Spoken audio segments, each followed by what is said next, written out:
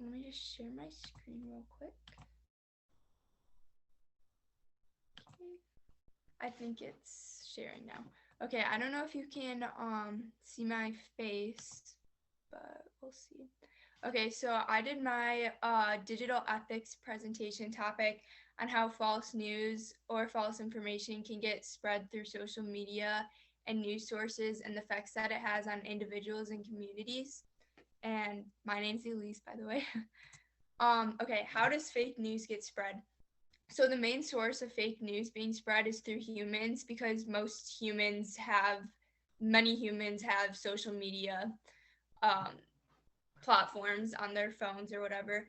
And research shows that people are more likely to share fake news rather than real news. So pretty much anybody can post anything on social media. So that's a big way that fake news can get spread, especially with humans spreading it that way. Um, and then another form is bots. They are not human. They're like they're a type of code, so they're pretty much just lines of computer instructions. And there are on Twitter, I believe there are 23 million bots, and then on Facebook there's 140 million bots, and then on Instagram there's 21 million bots. So there are a lot of bots um, on social media platforms, which they're not even humans. So that's kind of strange to think about. A lot of accounts aren't actually real humans on the social media platforms. Um, so to touch on the bots again, they're computer algorithms, and they work in online social network sites, and they kind of like complete tasks, but you don't know like who they are since they're not real people. They just like repetitively complete tasks and stuff.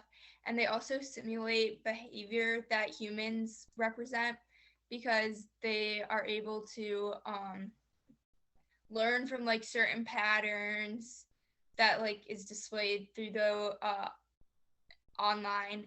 And then they can also interact with others by sharing like messages or sharing information.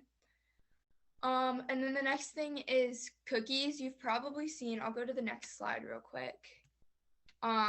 Right here, it says I use cookies. You've probably seen this pop-up come up on some of your, like a website when you first go on the website. So cookies are files that websites install on your computer, and they can pretty much just fit, like, then when they're installed, they can know what you're looking up and what you're shopping for. So by accepting the cookies, you're pretty much letting them look at what you're doing, anything you're doing on that website or on the internet. So yeah, they just pretty much track the actions that you do on the web throughout websites that you visit. Um, okay.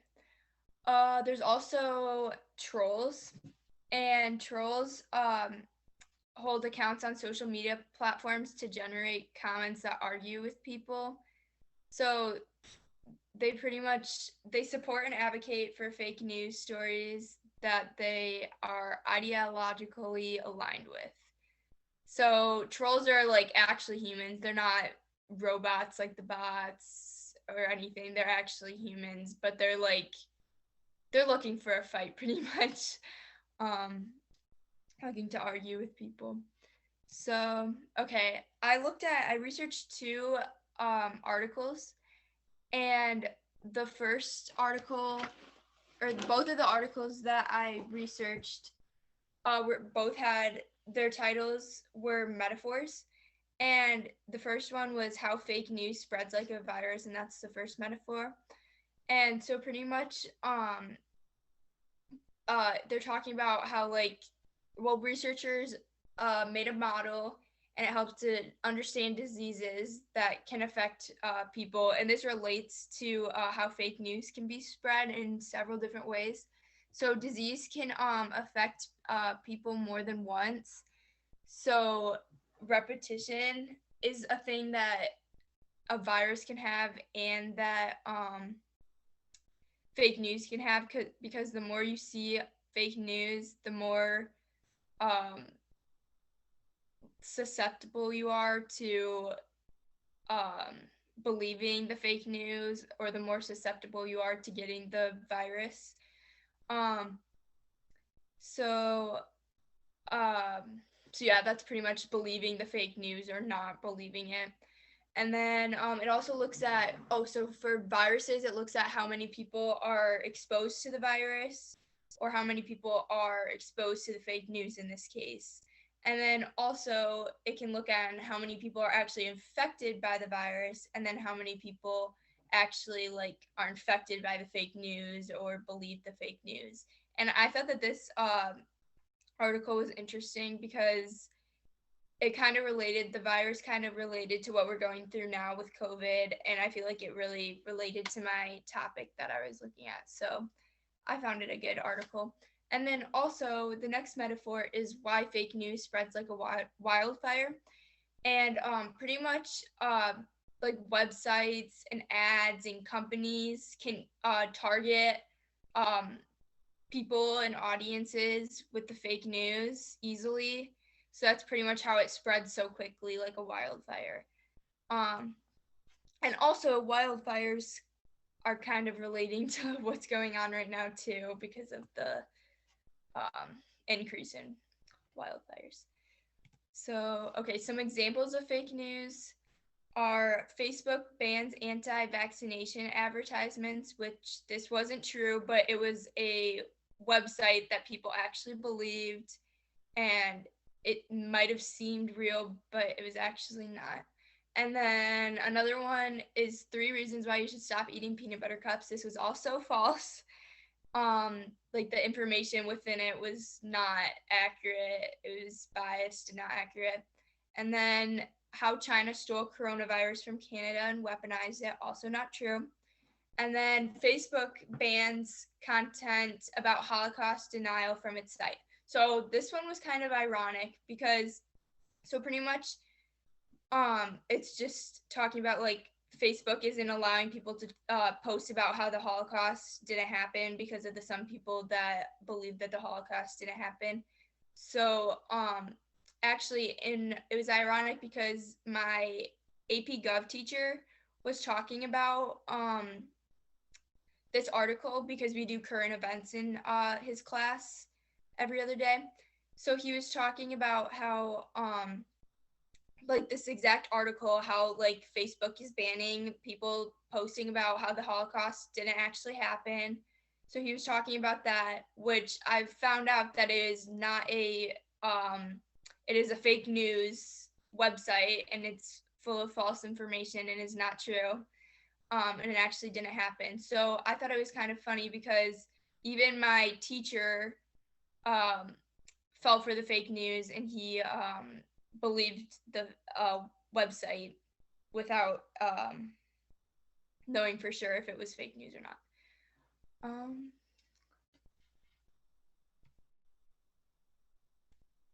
Okay.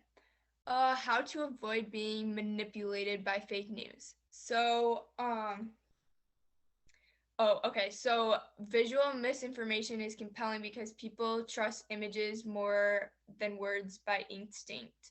So pretty much if somebody sees an image, their brain automatically trusts it because for some reason pictures just appeal more to people's brains. So that's how people can attack fake news, or can be attacked by the fake news easily, is through the images. And then convincing fakes are easy to make, so don't be fooled, especially if the message is too perfect or too good to be true. So yeah, you can pretty much, anybody can make a fake website and make it convincing by putting a bunch of fake biased information that is just not true, and somebody is most likely going to believe it. Like, some people might not believe it, but there's always going to be somebody that believes it, especially if it's like it said too perfect or too good to be true. And then bots and trolls. So they are everywhere on social media, and not all accounts represent a person, and not all people express what they really think.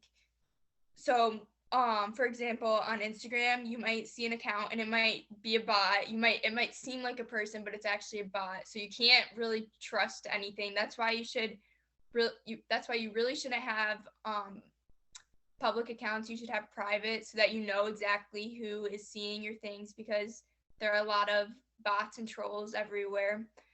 Um, and then information is the basis for decisions and actions. Okay, so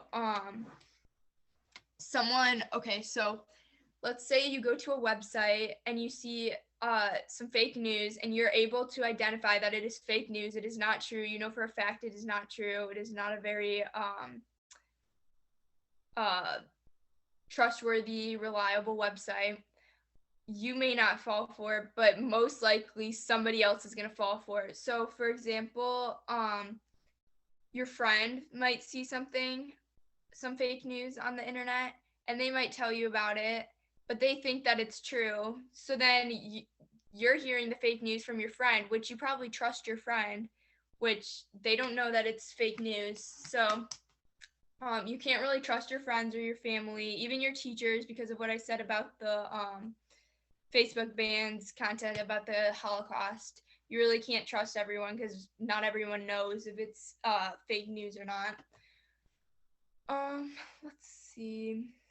One last thing is you can hide behind a screen, so it's easy, especially with the bots. You can hide behind a screen because they're robots, so you don't you're not aware that they're not real people, but since they're hiding behind a profile, hiding behind a screen, there's no way of knowing.